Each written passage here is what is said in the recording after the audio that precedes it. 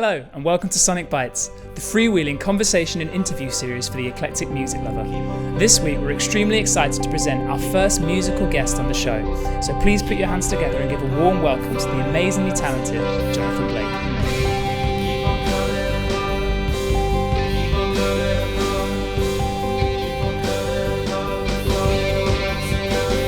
Jonathan Blake is a guitarist, singer and songwriter from Leicester, currently living in London and performing across the UK.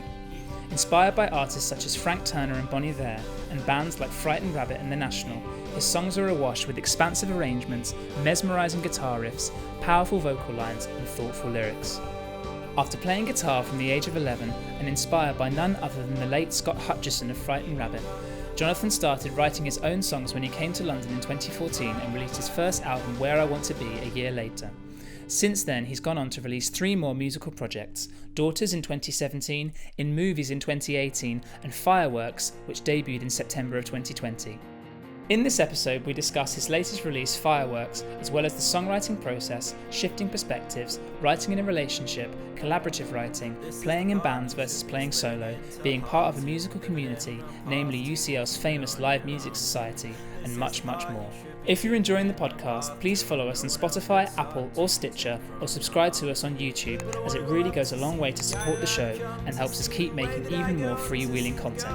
We hope you enjoy it. So, welcome to the show, JB.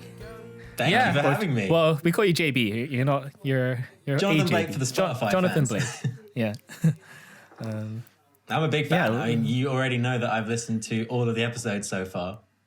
And thank you so much for that as well. It's been it's nice to have at least one fan. But yes, it's actually fantastic. We've got one, dude. We're doing a good job. We've got one. It's really good. I'm really enjoying it. Oh, thank you very much. I guess, the main reason we're here is to talk about the release of your latest EP, Fireworks, which is now out on all streaming platforms. Congratulations. We've listened to it time and again. My fiance we've been listening to it painting our flat on Friday and Saturday. We've had it literally on repeat over and over again. We absolutely love it. It's really fantastic. Must have been a very atmospheric paint. It was absolutely fantastic. It was a nice 15-minute roller coaster every single time, sort of going from sort of sad, sort of happy in the middle, and then so it was going up and down when we were painting, which is absolutely fantastic.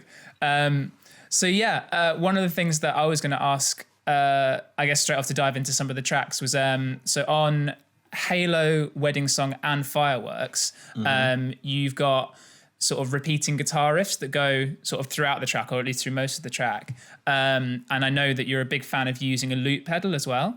Yeah. So does using a loop pedal sort of inform the way you wrote those songs and sort of the way you write songs in general, or is it just a sort of an extra thing that comes afterwards? I think it probably does. I tend to just sit and noodle around with my loop pedal to just build up ideas, and so I'll lay down a 4-bar rhythm and just play over the top of it, hum over the top of it until something comes out of that. And I guess typically, I then would just keep that and sing different bits over the same 4 chords. So often, like you point out, especially in Weighs Halo Down, that just goes and goes and goes, which I think sometimes can be a hindrance. Sometimes you want a song to develop and change in a certain area, whether that's in the middle 8 or the bridge or whatever it might be. But I do think that it can work sometimes just to, especially in the first song, in the Weighs Halo Down, it's sort of meant to be a bit heavy. It's meant to not necessarily be the easiest of listens, not in a way that upsets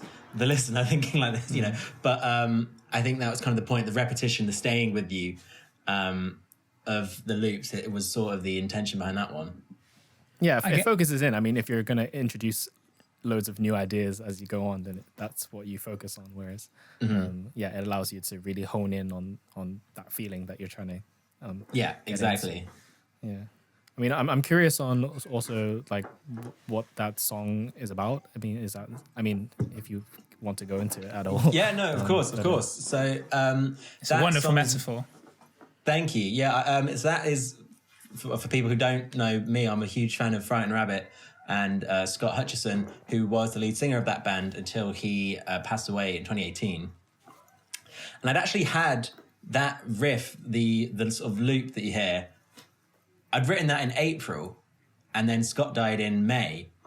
And I didn't, before that, I hadn't really had any sort of heavy context to apply to that song. It sounded like it should be an emotionally dense track, and I was relatively happy beforehand.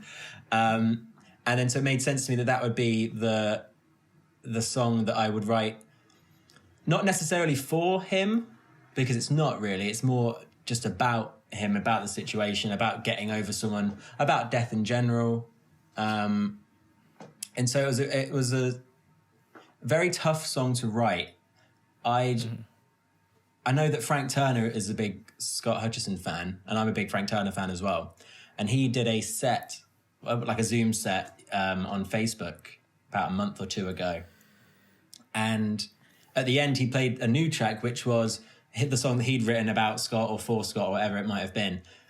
And for me, it was a bit, I don't know the word. It was a bit too on the nose. It sort of just, it mentioned sort of suicide quite obviously and sort of jumping off a bridge quite viscerally. Sure. And I think it mentions, you know, maybe he found peace or he was happy when he was doing it or something, or, you know, which may well have all been true, but I just thought when I wrote it, I was like, I need to make sure that I'm being sort of respectful and not too specific. I don't actually mention Scott's name in the track anywhere. Because it's not my story to tell, really. But yeah, fair. Obviously, I had these sort of feelings about it. Yeah, it's quite interesting because I'm not really a lyric writer myself. I'm very much on the outside, and I'm wondering if that's something either you and Leo, as lyric writers, are you guys conscious of trying to be not on the nose? I mean, there are some things where, I mean, there's so many different lyrical approaches to writing a song, and. So, for example, with like Phoebe Bridgers' tracks, like she sort of mentions things like quite explicitly in terms of she's literally mentioning people, and she might go into feelings, but there's very much like a story. Like I went here, I felt like I felt this when I was here. Is that a conscious thing, or is that something that you? For me, it definitely is, but I quite like the idea of imagery or things that mean something to you that someone else might think is complete nonsense. I mean, Johnny and I suppose Leo to an extent, are big fans of The National. And I quite like that Matt says often that when he's writing a song, he might not even necessarily know what it's about, but it's an approximation of a feeling. But it never has to be taken 100% literally. He was not carried to Ohio in a swarm of bees, but you hear that and you kind of sort of know what he's on about. And I like that idea of writing like that, but I do think that I'm almost held back by my vocals, because I think I sound quite English and quite like, I don't know, like well pronounced when I sing. And I think that sometimes my voice sounds quite literal. I know that doesn't really make sense, okay, but to me it does. I feel like I don't think I can get away with deep, interesting imagery as much, because you hear the lyrics so sort of clearly from my... They just sound real. Yeah, it would just sound like, why is he saying that he was in some bees? That doesn't make any sense. So if I do have any sort of imagery, I try and make it not sound too odd. Sure. But what about you, Leo?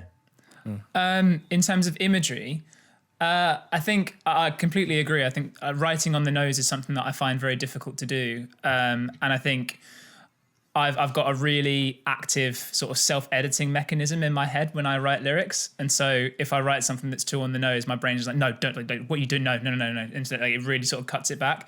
And I think I'm sort of painfully aware of a lot of the cliches that go into at least the style that I write in. And so if something comes out and it's sort of too ham-handed or it's a bit too obvious, sort of like my self-editing mechanism sort of tries to sort of shape it and sculpt it into something that's a little bit more, a little bit less kind of, to the fore, and sort of can hide it in some sort of way or another. I wrote a song a while ago which was about I've been well, you're in a relationship yourself. I've been with my fiance for nearly 9 years now, and I've never written a love song for her. And she's been asked, and she's been wondering about it. She's like, why have you never written one? I was sort of like, and part of me was because like to begin with, like I didn't want to write one and then it's break up, which would be really awkward.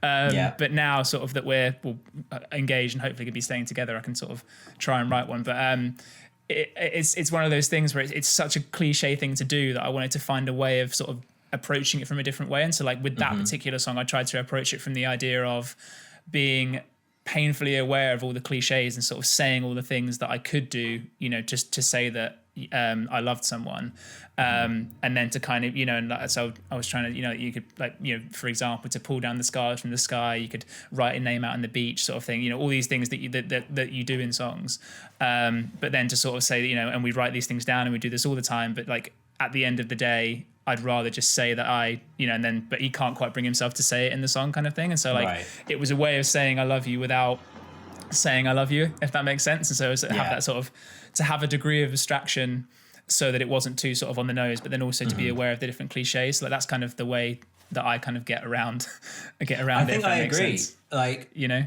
one thing I think that we face as, I was going to say small musicians, that's maybe the wrong word, but you know, we have our own sort of circle of like a musical family, like a height restriction musicians, or like, it's musicians under 5'10".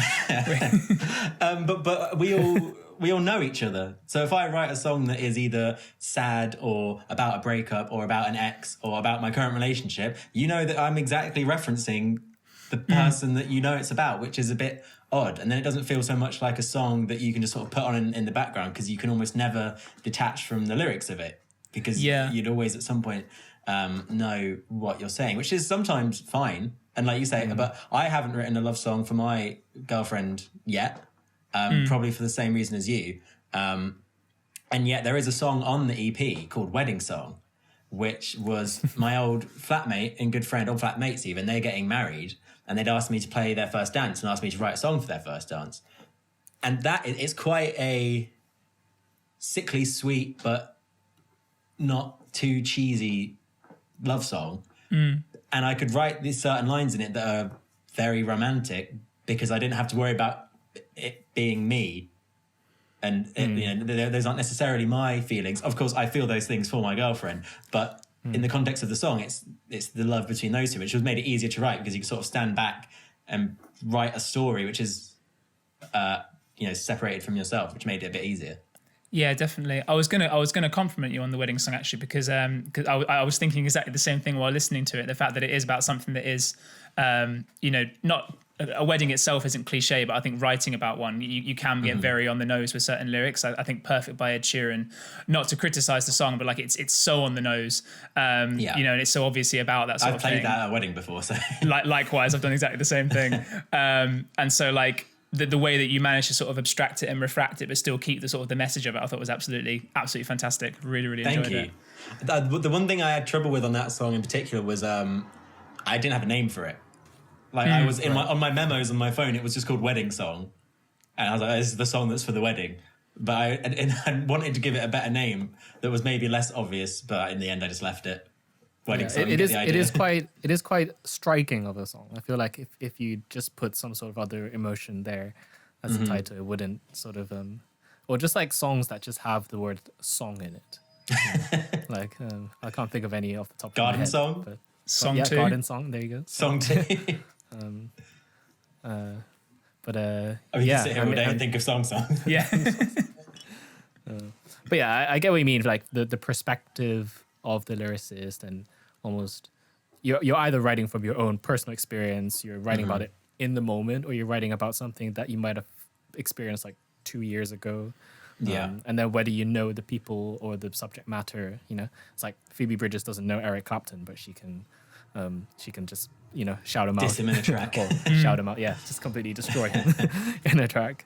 And it just makes it, it's interesting. Just so many different ways you can approach the song. And I've always been quite intrigued by the idea of concept albums, where you are just taking a fictional idea and making a whole album about it. There's a really great record called Ghost by Radical Faith, which is, I believe, about moving into a house, but in the house are living in the walls of the ghosts of the family that lived there before you.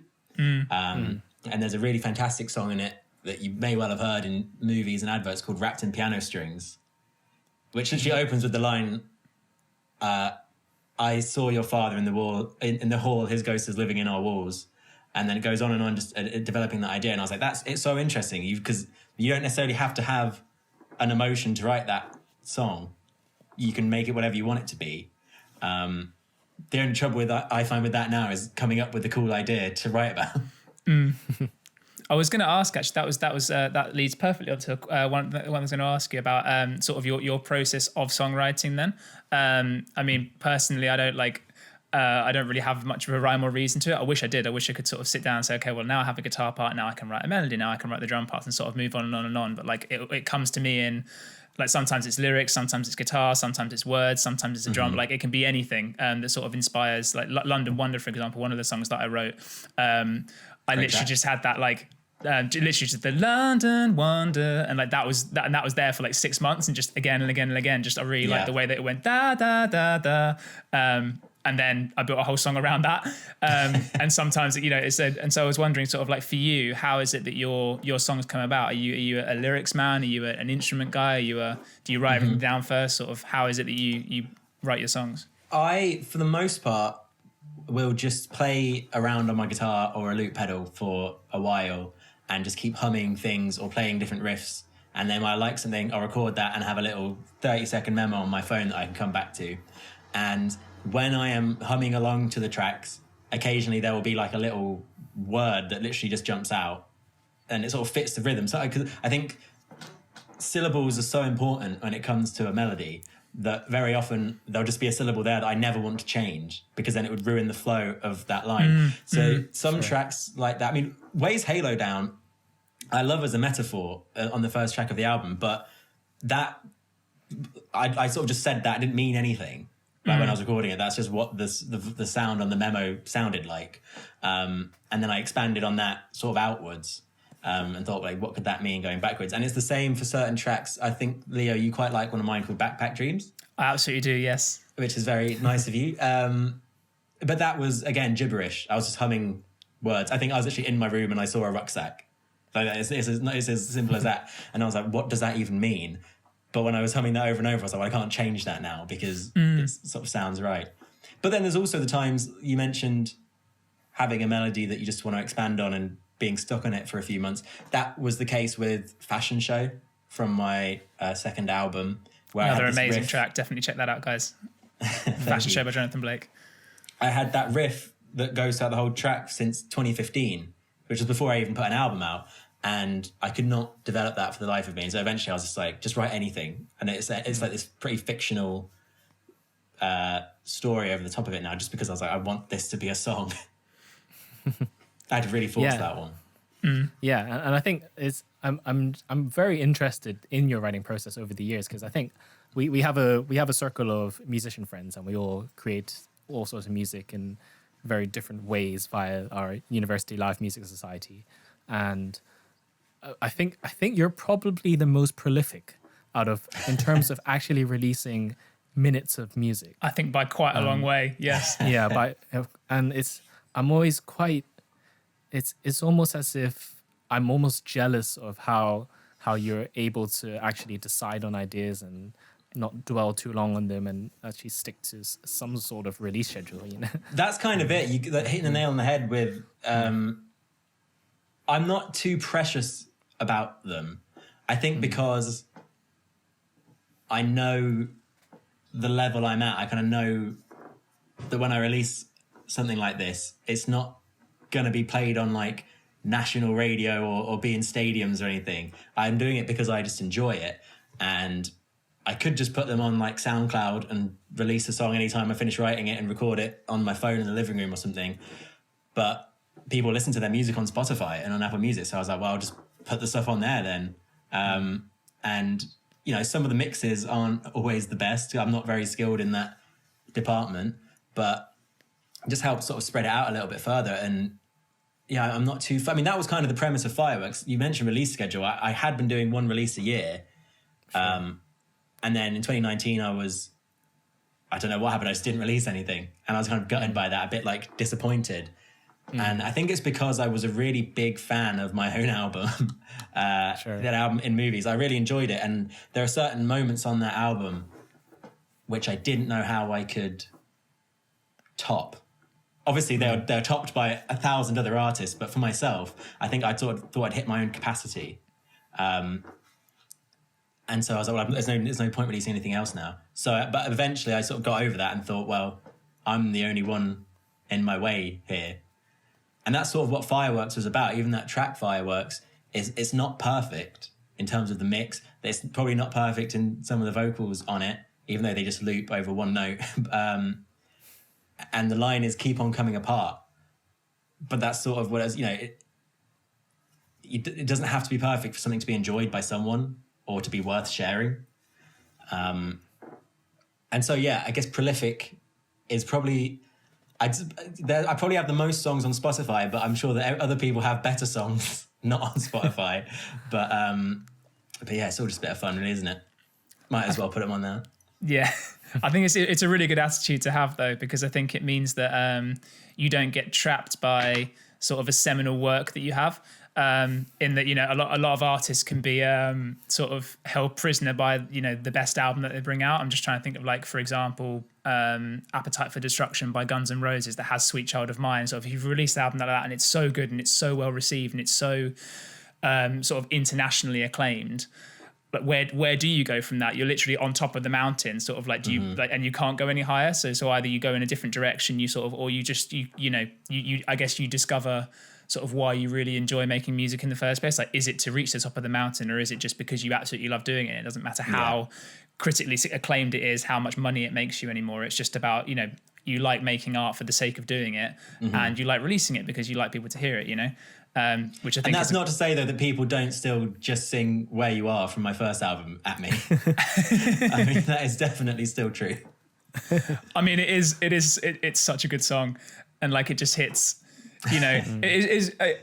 I've been trying to put my finger on why, like, ever since I heard it, sort of back when you released it the first time. I actually It's like you're a creep by Radiohead. Yeah. I think you like it, Leo, because it's a Jack Johnson song. It is. It's got a Jack Johnson vibe to it, definitely. I actually have I have the album actually on my phone on iTunes. Oh, really? Like on my actual, like, I have like, so not even on Spotify, but I have it like on my. You paid? I paid for it and I bought it. Wow, thank you. And it's one of the few albums I have actually on my phone. And so when I have no internet connection, I've still got you, and I've still got Where You Are, which it's an absolutely fantastic song. It might be the Jack Johnson influence, but I think it's also just the way that I don't know, just like it just the way I think the way the melody just sort of like just eases down. And like, and obviously the repeated line, the sort of the Where You Are is where I wanna be. It's like it. Like, I think every now and again you get sort of like the lyrics and the melody and the subject matter and the rhythm of it all just like, they just come into one. Yeah. With certain songs. And I think for me, at least, that's just one of those songs where just everything meets like exactly where it should, kind of thing. And it's just like, yes, The subject matter of that one for me is funny because it was one of the first songs I ever wrote. And it was when I was in first year in halls. And my friends had been encouraging me to write my own stuff. They'd heard me do some covers and they enjoyed them. They said, you can't do this forever. Like, write us something new. And at the time I was seeing someone and I started writing this song, and it was just like meant to be a positive, happy song as it sounds. And then in the middle of writing it, they ended things. So the lyrics are actually, it's sort of sad if you listen to them all the way through. Right. And I was quite sad around the whole thing, but I still shared the track, and all my friends in uni were then singing it to me. Be like, oh yeah, we love this. And I was just there like, this is sad. This is upsetting. Obviously I don't feel that way about it now, but at the time I found that quite funny in that it does sound quite happy, which was the idea. Yeah, it's like... But you just got to release the Where You Are minor key version. I almost did. I swear to God. It exists. That wasn't meant to be. So you said that was the first, so first year, so that would have been 2015? 2014, sorry. I wrote the Where You Are start 2015, yeah. So that was the first original song you wrote? I think it was... One of. The sixth. The sixth one. But you started, so I guess you started writing sort of, I don't want to say late, but sort of like about in your sort of like late teens, early 20s. I was going to ask, so you've been writing for sort of the last, can't maths brain, for the last 5 or 6 years. How, so from writing Where You Are to Fireworks, has your writing process changed at all? Has your perspective changed on songwriting? I mean, obviously now you're in a relationship. and I've had a similar sort of thing where the first 3 out of the first 4 songs I wrote on my EP Under a Blue Sky were when I was single, and it gives you, I don't want to say like a freedom because it's the wrong sort of word, but I think there are certain places that you feel you can go when you're by yourself, you know, certain depths that you can plunge where you feel okay doing it because you're by yourself. Whereas if you're in a relationship, you know, you're sort of writing sad songs. It's like, well, I'm supposed to be happy because I'm in a relationship sort of thing. So it's sort of like, you know, like you kind of want to like make, you know, for me at least, that was another sort of self-editing mechanism. When if I'd be writing a sad song, but what am I complaining about? I'm supposed to be happy in a relationship sort of thing, you know? And if I play it's a really good point because I am in that situation in a way in that it'd be weird now to write a sad song about an ex, for example, because I'm no longer sad about any of my exes. Not that there was much sadness to be had anyway, but being in a new relationship doesn't mean that the feelings of your past weren't ever real or there. So you could, if you wanted to, dig into that, remember what that felt like and write a song about it, but there'd be no purpose to it other than writing it just for the sake of it, and it wouldn't seem very genuine.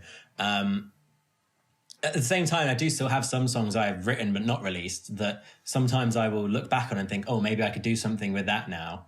But because the context is so much different now, I feel like it just have to be an open conversation, probably with my girlfriend Parissa, and say, I have this song, what do you think about it?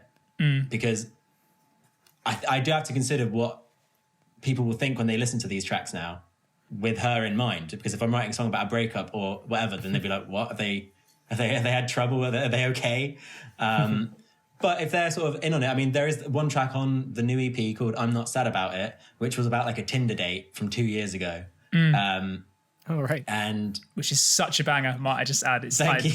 I love that song so much. But so I made sure I basically just spoke to Parissa about it. I was like, this isn't about you. Is it, you know, but I really like the song. And that was when I think if you can fight for it and explain why you think it's important and worth releasing and worth sharing, then it's got value. But yeah, beyond that, I suppose it was almost easier to write before, but maybe just because, I was single. And like you say, there's freedom is the wrong word, but you don't feel like you have to take into account anyone else's feelings other than your own. Yeah. Whereas, you know, a partnership is a partnership because there's two of you. And I guess you've always got to consider that now, which isn't that like, it's not a harness. It's not like holding me back or anything. But it just gives you an extra thing to consider, I suppose. Yeah, I guess it depends who you're writing it for in mind, you know? Like, obviously, if you know you, then you'll know, like, you know, who you're with at the time. But if someone is listening to your music that just came across Jonathan Blake on the internet, then it's something different. It's like, people might go into the subject matter, like who was John Mayer talking about, or who was was writing about. Whereas, so I guess there's like the degrees of separation from the artist and the listener. Exactly. I guess. So obviously that speaks to your own writing process and sort of writing for yourself and sort of who you take into account. But on this, on Fireworks, you've also got a collaboration that you wrote with the wonderful Matt Gino. Yes. Which, again, absolutely fantastic. Your voices sound amazing and the guitar work's absolutely brilliant as well. Gino. The wonderful Matthew Gino. The song Brighton Lullaby. So writing by yourself versus writing collaboratively with someone else who obviously has the same, you know, inhibition, self-editing mechanism, sort of taking whatever their situation is into account as well. How do you find writing with someone else versus writing just by yourself and sort of, I guess, and specifically yourself? Like writing with Gino, what was that like? I honestly loved it. It was so much fun. We lockdown came at like such a bad time because it was in February, I think, when we sat down together for the first time and would just go back and forth. I've got this memo, I've got this lyric idea, I've got this old song, what can we do with them? And it was genuinely really interesting and so much fun. And that track, Brighton Lullaby, is called that because all of us, including you two, went on a holiday in 2018 to Brighton for the second or third time, I can't even remember. And there was, even though it's only Brighton, it being like really hot all week and all day meant that there was kind of like a lull in the mid-afternoon, early evening, around like 5 o'clock, where we'd all sort of go to our rooms for a bit and maybe, you just go on your phone for a little while. But all being musicians, there'd be instruments out. And I was playing around with this little, moving guitar riff that you hear in the track. And Matt had said he really liked it, and so had someone else in the room, and they literally fell asleep while I was playing it over and over and over. So I was like, that is adorable. That is adorable. It's literal, quite. It's the literal Brighton lullaby. And then when we were doing some sort of songwriting sessions, we came back to that, and I was playing it. I was like, I've always had this instrumental, but I've never written. And Matt just started singing over the top of it, and I was like, whoa, this has completely changed the game. And it's like a theater musical. Yeah. Yeah. You just start playing something, and then someone walks in and starts singing. Honestly, and that was lovely. And we wrote it sort of in ode to the friends from this holiday. And I think we would have been writing a lot more had lockdown not happened. Which obviously had to happen. I'm not complaining about that, but yeah, that's the first collaboration I've ever done on any track, like ever. I've not really been open to collaboration, not because I don't like working with other people, but I think I'm a bit scared by it because I'm a bit not controlling, but I just like knowing where everything is, or I wouldn't like someone else to come and do a bass or drums part on my track, even though I can't play either of them, just because then I couldn't replicate it myself. And I'd feel like then there's now a part of a track that isn't really mine, and I don't know what I can do with it, or I can't change it, I can't move this bit around, I can't whatever. So instead, I'd probably put out tracks with worse bass parts and drum parts, but at least I can be like, yeah, I did that, and I can sort of own it. But so working with Matt was so interesting, and the first time I've done anything like that, and I can't wait to do more of that with Matt and with anyone really, including Leo, because we started writing a track a little bit during lockdown. Yes, it's in the works at the moment. Yeah. I think it's really interesting because you have artists like Prince and I guess Kevin Parker from Tame Impala. People just write and record the whole things themselves, and I guess they did at the beginning of their careers as well, and which is like similar to you, I guess. I'm basically Prince. And, yeah, pretty much. Literally. Prince, Stevie Wonder, Jonathan Blake. There you go. That's the the trifecta. Yeah, the trifecta, the Holy Trinity. Yeah, but I really, absolutely, really love that track. I think it really hits an emotional chord with anyone who listens to it. Really, I think you guys complement each other really, really well. Thank you. Sort of not. It's not really the song that Gino would. I guess Matt Gino. She can't say Gino. Matt. Yeah. Jonathan Blake, Matt Gino, not JB and Gino. And yeah, I guess it's not the thing he'd typically write, but when it's paired with you, it really feels like a genuine collaboration of two artists, Yeah. Oh, thank you. That's very sweet of you to say. I saw your Instagram sort of cover of the guitar part, which was also very lovely. I think you can really get away with, I think anything in like the dad-gad tuning sounds nice by default. Well, that one's actually you can literally just play it. And yeah, there you go. They are gorgeous. It is a gorgeous tuning. I think the other thing, I guess with the whole collaborative thing as well, it does speak to that because it's not quite being both a fan of your music and of Matt Gino's music as well. It's kind of, it's exactly what I imagine the mix of the two to be. It's not quite a JB song, and it's not quite a Matt Gino song, and the way it sort of melds the two together is really, really nice. And it kind of I guess it's another sort of positive thing that can come out of collaboration is that it pushes you to a point where, at least for me, having written, I've done a little bit of writing with both of you, with Gino and you, is that it pushes you to a point where I was slightly out of my comfort zone in terms of, because I normally have control at least over the lyrics of everything. And so to have other people's lyrics and stuff is kind of like, you have to sort of, there is a letting go, which is kind of quite difficult to do sometimes, especially if you've done it all yourself up to that point. But then as a result, it sort of means that it takes you to places that your own self-editing mechanism goes, oh no, don't go there, we can't do that. But then it's like, but me and this other person, we can do that. And then it's sort of, and it lets you do stuff that you otherwise wouldn't be able to do, which I think is really, really cool. I miss collaboration in general now. I mean, some of my favourite memories during uni, and being a part of the Live Music Society, were playing in band-type atmospheres. And often that was with you, Leo. I think we did some open mics playing your tracks, which were incredibly fun. We did that set for some function in a gallery, just doing covers. That was incredibly fun. And when I did those things, I was like, oh, playing with a band is actually fun. I don't have to be I don't have to have a loop pedal always. I mean, you played with a band recently, right? As the guitarist. My friend Johnny Kills. Yeah. Mm-hmm. Yeah, my friend Tim, who I met at work, has this band, and I thought they were incredible. They're kind of like just this like pop punk heavy music, but which is so catchy and so good. And I was like a genuine fan of it. And then he saw me do some gig in Camden, and I was mostly doing loop pedal stuff. And he's like, "Our guitarist has just dropped out.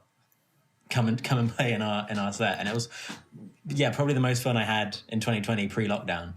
I thought it was so enjoyable learning and just like, I don't know the word, just having an excuse to play really loudly and to sing really loudly, as opposed to most of my tracks, which are for the most part quite sort of sweet and soft. It was brilliant. It was so much fun. I think there is definitely something to be said with playing with the band that just, I mean, I a similar sort of thing with me playing solos and with the LKG band as well, that like it just lets you do things that you otherwise can't do. Like I never ever get to play electric guitar except in that band, and so it's just a chance to really cut loose and just have, and it's so much fun because again you've got like a whole band behind you, so all you have to worry about is just like being as loud and as sort of as disturbing of the piece as possible. Have you enjoyed being in your function band, Truly Medley Deeply? Do you find that is more fun than doing your own stuff because you can just play any cover song and have fun with it, or would you rather be performing with the LKG band? That's a really good question, actually. I think it depends on the audience. I think on one hand, playing with a function band, any function band in general, is great because you can play a song that you know that people are going to go, I know the lyrics to that. You know, so if you play like Sweet Caroline, for example, everyone's going to go ba ba ba, and it's a lot harder to get that reaction out of your own original songs unless you've got like a rabid fan base who know everything of yours. So in that sense, shoehorn a part in. You know? Yeah, exactly. So like. You it's easier to get a reaction out of a wedding audience or a function audience because you know what they want and it's really easy to give it to them. Whereas if you've got like, at least with having played with the LKG band, you play for a lot of friends who are kind enough to come to the gigs and family members who know your stuff, and then you're playing for other people who have come to see other people's music, and so you've got to work like twice as hard to then get them to sing along with your stuff, and you've got to be sort of that much more attention grabbing so that they'll then want to be listening to what you're doing as well, if that makes sense. But at the same time, the reward for playing in your own band, I think, because when you get those feelings, they're so much more they're so much more exciting because you've got someone who wasn't even trying or wasn't even interested in anything you were doing, and they're now like standing at the front and tapping their feet and clapping along. And it's just like, the distance between that and like from the front of a bar to there to like the bar at a wedding to the dance floor is, in terms of physical distance, it's the same, but in terms of like emotional distance, like it's incomparable. And it's like, I did that with a song that I wrote in my bedroom like 9 years ago on an acoustic guitar, and now you're here singing along to it, and it's like, that's just mind-blowingly cool. Which I think will happen more with some of your new tracks, like the headphones on track that you were playing on some of these lockdown sets. Ooh. I think that's a sing-along bop. I really hope so. I'm really looking forward to getting that recorded soon and getting people out. That was to speak back to the writing process thing again. That was one of the most kind of like conscious sort of things that were like when I wrote it, I was kind of like, this needs to be something that people can sing along to, and so sort of like in my head that was sort of constantly going around sort of the whole time. So it's like, I need something that I can like grab onto where like people are singing it, and then finally the line came along that like, I'm never alone in my brain when I've got my headphones on, as I have now actually, kind of thing. But one question I've got about that is just, again, talking about the writing process is, we've mentioned how I just sort of write something, record it and put it out, but you've got a lot in terms of your discography is quite large. If you wrote down every song you've ever written and performed, and that we are all fans of, except you've only got 4 songs on Spotify. So at what point, I know that you've got an upcoming album planned, I won't say too much about that, but when do you decide something is a project that you want to record, as opposed to that's just a song I wrote, I'm sure eventually something will come of it? When did you go, oh no, now I have an album's worth of tracks, or I want these to be on an album, and I'll eventually record that? When did you think Under a Blue Sky, those 4 tracks will be recorded professionally, but not this track or whatever? That's a really good question, actually. When does a song stop being like an idea, and when does it start being a song that you can actually record? I guess for me, it's changed over the years. I think when I started out, I'm similar to you. I think like I was literally just an acoustic guitar player, so like it was what you know. In terms of gigging, it was playing and literally just accompanying myself. And so the songs that stuck then were the ones that people would, the ones that I felt were sort of ready to see the world, if that makes sense. So for me, when I write, there's a point where when I finish it, I can sort of, to my mind, my self-editing mechanism sort of stops and goes, and it can step back from the song and look at it and go like, that is a complete song. And like if someone... Sure. At least in my mind, like if someone other than me hears that, they go, right, okay, that's now good. Yeah. So it's like what I think other people will think of it. And so I guess when it gets to that point, when I think other people think will like it, that's when I think I can record it. But now I think it's more because a lot of the writing is, I've given up some of the control in terms of the band arrangements to the LKG band, which Johnny's a part of, and also the wonderful Charlie Zhu, Bethany Graves, and Alex Marshall. I now write... Wonderful. All absolutely fantastic musicians. They really are absolutely amazing. And so now I guess I have so much respect for them as musicians that once I have the lyrics and I have the guitar part and I have the full song in that sense, so sort of the melody and the structure of it is done, I'm sort of happy to then sort of leave it over to them in terms of adding other parts to it. Obviously, you know, right. I'll say I like this bit, I don't like that part, but like now to my mind it's finished when it's a band song as opposed to when it's just an acoustic song, with the exception of a few songs like a song Brother that I wrote where we've tried to add things to it. Great and track. But it works just as itself as a song. So sometimes it's you know, if the guitar part feels just about right, it can work as an acoustic track by itself, but then otherwise now having played in a band, I guess I've almost got the taste for it. And so like when I write a song, it just gives you like sort of new ways to thinking. So now for me, that was a really long answer to a really short question. No, that's what I wanted. But now I guess it's more when the band can play it live and it's a band song. To me, then it's like, okay, well now we can record that because it's become a band song, if that makes sense. And how about you, Johnny? I'm loving just observing JB here because I know that you listen to the podcast, so it's almost as if you're experiencing the podcast. In the podcast. Well, I was going to ask you, Johnny, because you seem to have your toes in a lot of ponds, and you mentioned that you're not necessarily a lyric songwriter, but I'm imagining you're involved in the creative process of lots of different projects. When do you decide that you want to be a part of a project, or is it as simple as someone saying, I need a bassist, and you're like, yeah, right then? I mean, it's probably a bit of the latter, but I guess I have sort of turned down projects as well because maybe it wasn't the right fit, or I just was maybe too busy at the time in terms of the style, in terms of like how much time I have, and I'm also trying to work on my own thing as well, which is why I'm so like in admiration of the way that you can like complete things. You know, very much like go out on a limb and say I'm very bad at finishing musical ideas. And because I'm very used to and very comfortable in a band setting, in a collaborative context, I find it almost hard to finish things on my own. Because I can easily be like, okay, this is the amount of effort I need to, not effort, but the amount of input I need to put in to get things to the finish line. Whereas if you're making everything by yourself, then there's so much more like self-doubt and what was the term you use, like self-examination? Self-editing, Self-editing, yeah. So but yeah, I guess it's just kind of being open to other people's ideas and chipping in when possible, and knowing when you're overstepping and kind of giving too much input that it's not. Do you work on your own stuff that is just your stuff? Because I am trying to. Yeah, it is happening. What's the vibe? What's the genre? It's very much sort of instrumental. It's kind of it's kind of like granular, and it's sort of I think it's I'm trying to make it as expansive as possible, and it's what does it sound like? I mean, if you were to say for fans of, and then put 3 artist names, what would you put? I can help. It would be sort of like... Be vain. Don't be like, It would kind of be like Radiohead instrumentals, but with a bit more of a... I'm trying to add a bit more of a rocky, latter Radiohead instrumentals and adding a bit more of a rocky edge to it. Have you heard the Lunzendorf project? No, I haven't. LNZNDRF. It's I think it's... Did you...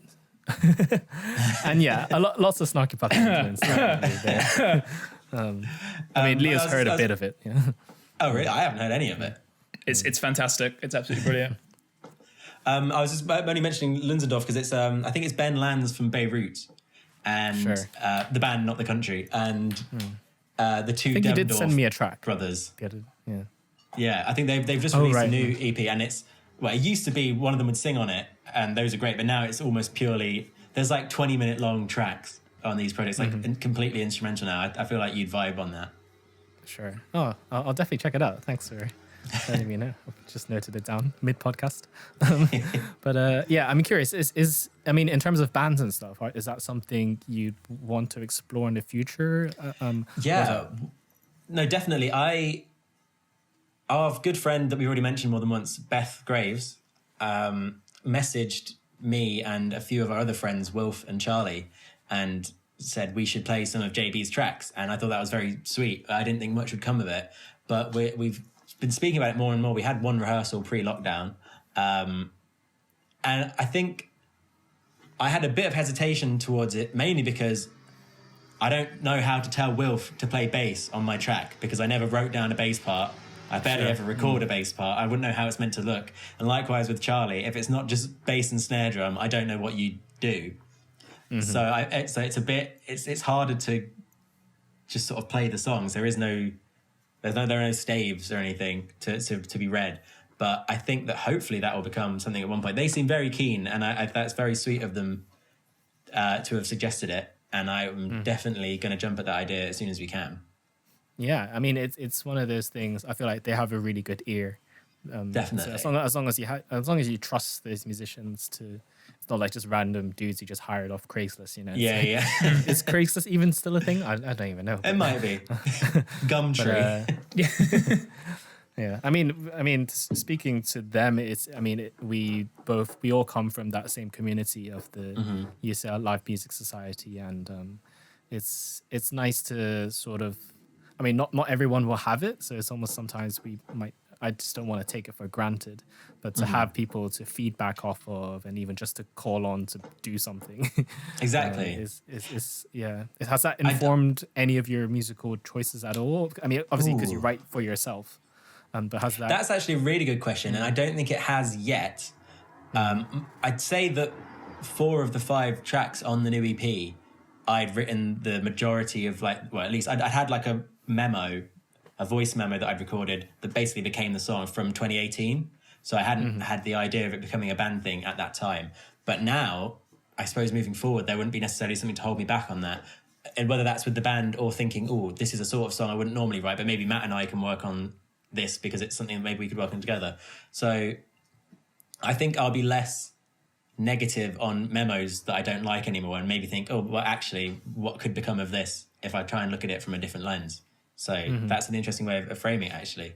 I would also just briefly like to mention, speaking of our amazing circle of friends and my music, that in a moment that would never fly now post-lockdown, but you were all part of a lovely event in the start of March where all of you just gathered together to play my songs for me, which was incredible. You were all doing your own cover versions of my tracks, and it was incredibly lovely. And I would also like to make clear to anyone listening, I did not ask them to do that. That was a surprise organised by Bethany Graves. It comes out of the fact that you have so many songs to choose from. We actually true, there's so many. Skip out on songs. There's got to be one that you'll like in there somewhere. Yeah. That was really lovely. And I think that made me realise I have this entire community of people that would, I'm sure, happily collaborate with me. All I need to do is ask and not be so scared of that. Absolutely. Sure. I'm already more than keen to carry on collaborating with you. I'm sure they all will be as well. And I guess we have been extremely lucky as well with the community that's been sort of built out of Live Music Society, that not only are we surrounded by unbelievably talented musicians, but just absolutely wonderful people as well. You know, and I think it's a really nice. I forget. I think it's easy to forget now in lockdown, obviously, when we're all so isolated and sort of by ourselves. How wonderful sort of it is to be, you know, to be among friends. Sort of every time we, I mean, you yourself have been so amazing and organising so much of our fun over lockdown in terms of pub quizzes and other gatherings and things like that.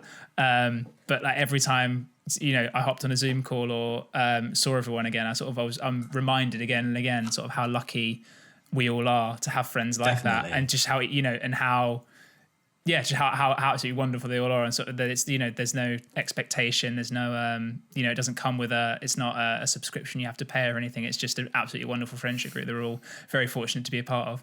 Yeah. And I think we all sort of just root for each other in the sense that, like, I know there are people within that community that don't necessarily like nor listen to the kind of music I would make, but that wouldn't stop them from listening to something I release and then saying some nice things about it, because it's not to do with the music itself. It's like, oh, your friend did that. I'll give that a listen. And that's always lovely. I've had some very nice messages about that over the weekend. So if anyone has listened to it, thank you very much, because it's... I was on quite a funny... I've got a different circle of friends from my hometown. And I think you can be a bit more brutally honest maybe when you've known someone for 10 plus years. And we hopped on a Skype call yesterday. And they were like, oh, I joined late, and they're like, speak of the devil, we've just been talking about your new EP. And I was like, oh yeah, did you like it? And the first response was, oh, I listened to it. Yeah. And I was like, wow, okay. That bad. I mean, is there much of a music scene up in Leicester in terms of, or is it? Not that I'm a part of, at least. Sure. There may well be. I've played in a few small venues around Leicester, and I know some good artists from the area, but I don't like. It's not like I don't collaborate or play that much around there. Sure, I guess it doesn't have its identity as compared to like Manchester or Leeds or something. Yeah, like that. exactly. I think it has a good comedy scene because they have a comedy festival every year that's normally quite good. But as for music, it's not amazing. They just need like a band to come out of Leicester that will make them famous. Like Liverpool had like the Beatles, Manchester had Oasis, London's had Coldplay, and so many others. Until recently, they had Kasabian, but I'm not sure that they're proud of that anymore. No, perhaps not. But maybe Jonathan Blake can be the one to put Leicester on the map. The Jonathan Blake band when it comes to the fore. There you go. That I wouldn't know what to call the band. I don't think you can call yourself a band and just say, oh, it's Jonathan Blake.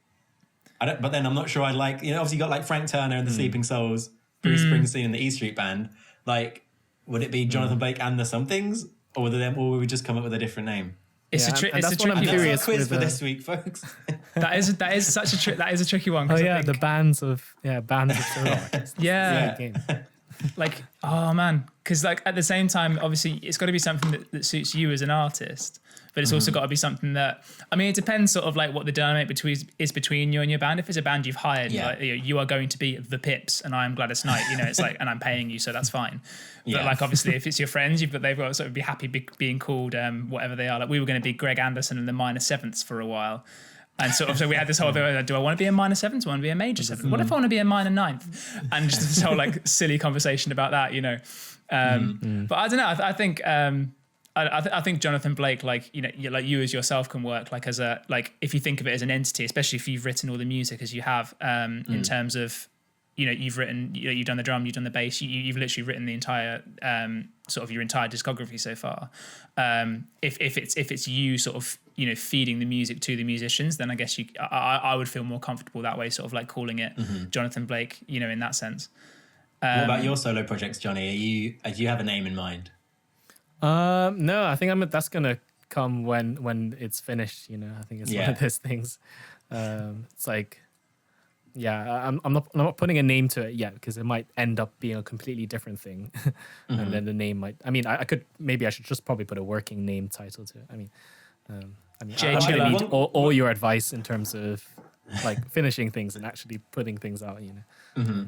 Well, I was going to sort of ask you about that in the sense of, now that you're making some music that is just your own, what do you write for? Like, are you making this because you like that style and you think it's cool? Are you making it because you think I might put this on an instrumental video or something, or is it like just for fun, or a bit like Leo, you may be trying to make a name for yourself in that arena?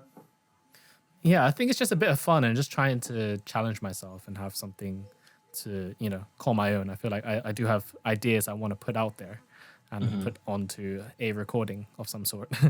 But it's just like deciding, I guess I just have a little internal battle of what I'm trying to do and why am I doing this? Apart from the fact that it sounds pretty cool, which is, I guess, is reason enough to make music, but at the same time, 100%. And that is why I released this EP, because I part of me was thinking, why would I release it? Like, I'm, in the grand scheme of things, like a nobody, not in like a depressing way, but like, as I said, well, no one would want to listen to it. But I released it because I realized I enjoyed making it again, and that the only person sort of in the way was me from like just making it. Because like, why not just release it? A few people will hear it, and if you had fun making it, then great, cool. Just get it out there. Yeah, I mean, that's one thing I'm curious. I mean, I know it's only been a moment since your EP's come out, but like, what's next in the world of JB? Are you going to Jonathan Blake? Excuse me, but are you gonna sit on this for a while, or is there things on the horizon? That's a good question. I think if I would like to think that just having fun with releasing this one might encourage me just to make another small EP and find some tracks, or maybe old tracks or new ones, that I like enough to want to share, rather than working on a longer project. I hope that might happen. I'm not writing anything currently, but who knows? We're moving to Camden, my girlfriend and I, next week. Congratulations! Thank you. So hopefully, I think I'll be nearer to Matt Gino, and we might write some more things. Who knows what will come of that. I think I definitely will continue to make something in some regard at some point.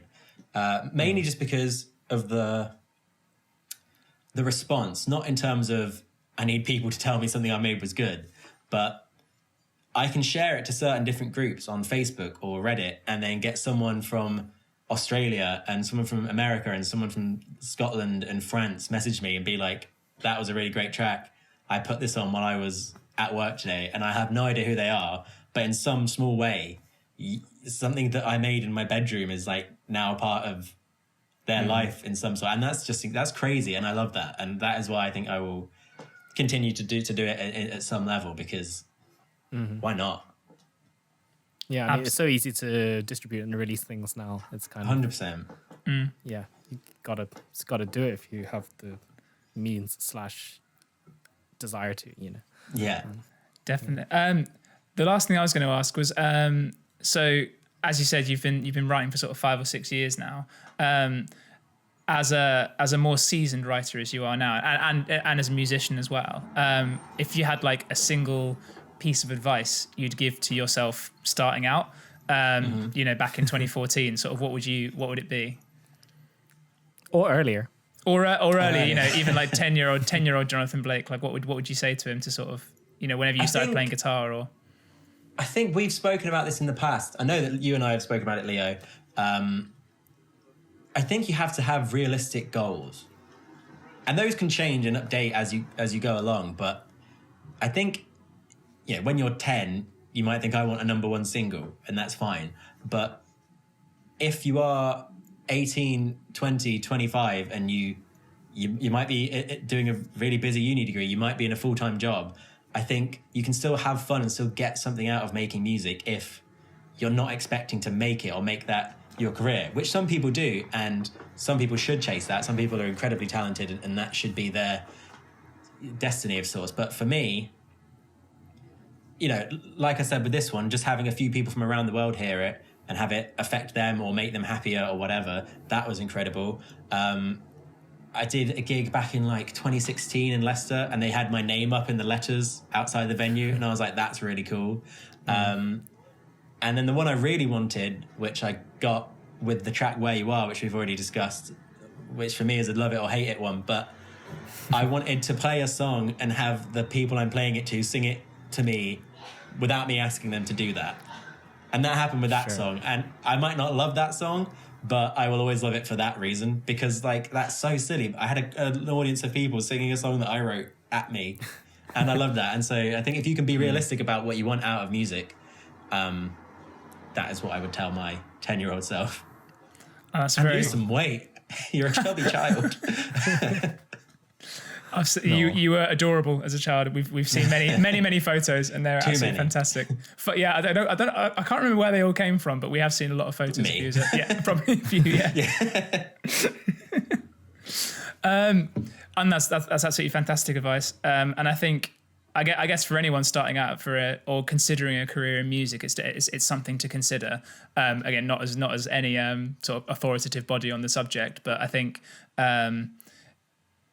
If you think of music as providing a service, and not in a in a sort of commercial kind of cold-hearted way, but as you said, you have people who listen to your songs who it helps them through a tough time, or it cheers them up, makes you sad, like it impacts your life in a certain way. So you are providing something to someone and helping them do that, even if it's just drawing out a certain emotion from them they didn't necessarily know was inside them in any particular way. And if you're providing a service, in the same way as you'd be providing, like a teacher would provide a service, or a plumber or an electrician, that is not a career that makes you millions and millions of pounds. Teachers make. My fiance is a teacher. She's not a millionaire. If she was, we wouldn't be. Well, I say I don't know to say this. I was, but we wouldn't be in the situation we're in now if we were millionaires, kind of thing. Yeah. And so and you can have a long, fulfilling career. Working in a capacity like someone like a plumber or an electrician or a teacher would do. And I think if you can consider music in that way, and and for that to be a goal, and then anything on top of that, it's a fantastic bonus. But as long as you have the core of you're enjoying what you're doing, and you're feeling fulfilled in what you're doing as well, then it's kind of like you don't necessarily need to have any more. Obviously, it's by all means chase it. But it's not necessarily the end of the world if you're not right at the top of the mountain at the end of it. Well, I was going to just quickly, before we end, ask you about that, in that I suppose you are someone who is making a go of music as a career, but that, I suppose, that's such an open field in front of you. What is your mode of attack? What's your MO for, for sort of sustaining and maintaining that? Like, do you have a sort of checklist of, I should be doing this, I need to be doing this more, or I want to be here by this age, I want to be earning this, or is it more just you go with it and make as much of it as you can in the moment? That's a really good question, actually. And it's a conversation that I've had with my fiance and I, and also a conversation with my parents, who I'm currently still living with until October, when we get married, hopefully, COVID permitting. Wait, October? Oh, we'll have a conversation about. Sorry, we'll go quickly for everyone to hear. Then our December wedding at the moment is. What have I done? No, it's okay. Because the December wedding is kind of, we were originally supposed to get married in December in Canterbury. That may still be going ahead, but with all the restrictions and everything, and only being allowed 30 people, we may have to reschedule that wedding. And so, as a precaution, we've booked a small ceremony in October, just so we can be legally married and we can live together in case we go into lockdown again, basically, is the current situation. But to answer the actual question, which in terms of having a goal and everything, for me, it would be absolutely fantastic to be sort of, on top of the mountain with a number one single and be making hundreds of thousands of pounds and touring regularly. But I think, again, the way that sort of my life has changed since I started doing music when I was 14 when I started playing guitar. And back then, that was all I wanted to do. But now, looking at my idols and looking at the people that I've grown up wanting to be like, to be away touring for sort of 3 months of the year, away from my wife, to be away from children if I have them, et cetera, it will be a strain on that, making hundreds of thousands of pounds is fantastic, but if you're spending a quarter of your year away every time, is it worth that? Is one question that's sort of worth it. Also, there's a level of writing. You have to write, if you want to be popular, you have to write with what's popular at the moment, and sort of the things that I like writing aren't necessarily what are, at least in the top 40 kind of thing. And so again, there's that a compromise you have to reach between the two. Sort of, do you chase what's popular, and so then obviously you grow your fan base that way, or do you do what you like doing and accept that people will like it for what it is, or they won't. And so that's another conversation that sort of you have to decide. But for me, I think if I can make a living doing music, and I guess a living for me is it's doing music and nothing but music, as my making a living. I'll be more than happy doing that. If I can keep me and my wife to be in a way that she's not footing the bill for everything because I'm a poor musician who's not who's deluding himself trying to make it, sort of thing. If I'm able to financially pull my weight as a musician in a partnership, then for me that's kind of it, really. I'm more than happy to do that, if that makes any sense. 100%. I think that, just part of that, I think, could almost be its own podcast, in that you're mentioning how following what's popular to get that number one single and things like that. I think it's really interesting when you consider artists like The National, who have had UK number one albums and are Grammy winning, but have never had a top 40 single, or the 1975, who I think have had 4 UK number one albums, but I think they've only ever been in the top 10 once in terms of singles, but they are incredibly popular. The National was like almost headlining Glastonbury in 2017 or something, and the 1975 are huge, but it's a different sort of popular. We won't go into that now. I know we've gone on long, but that's definitely an interesting area. We might have to we might have to get you back on the podcast to have another episode and talk about that. Yeah. There you go. Yeah, I feel like we reached a very personal ending, but as with personal things, go listen to Jonathan Blake's EP Fireworks, out now. Just search it in Spotify, search it, Google it. I'm sure you can find it via Google. I hope so. And thanks so much for coming on the show with us. Thank you for having me. Speak to you guys soon. Yeah. Oh, perfect. I can't wait to listen to this podcast back on 2 times speed. Yeah. Thank you for listening to another episode of Sonic Bytes. If you liked what you heard, follow us on Spotify, Apple, Stitcher, or Google Podcasts, or like the video on YouTube and follow the channel Leo Kelly G Music. Also, you can reach out to us in the YouTube comments or send us a message on Twitter or Instagram. We would love to hear from you, so stay tuned for another episode coming very soon.